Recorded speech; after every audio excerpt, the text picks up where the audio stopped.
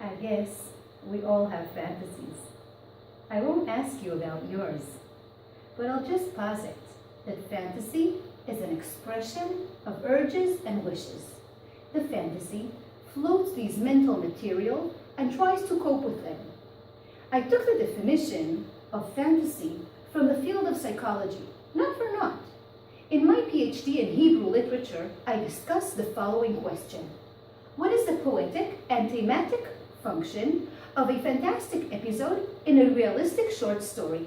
And I claim, a fantastic episode in a realistic short story is like an emotional peak in a focal psychotherapy session. I'll try to convince you. While reading, the reader builds an emotional narrative by identification and internalization, such as while talking to a psychoanalyst, the patient builds an emotional narrative by transference. The common factor is building a mimesis. Mimesis is a term coined by Aristotle and means imitating reality. The story as an object that the reader can take with him could be a transitional object.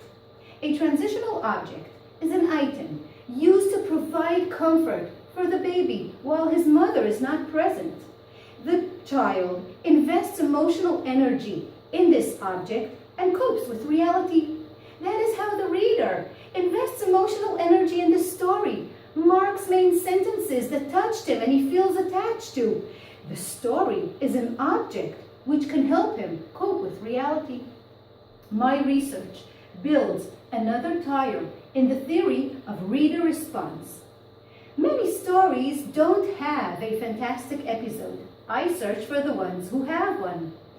I found it's not the gender or the time of the writer, it's the theme.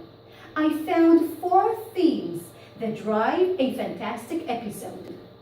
Thanatos, coping with death or loss.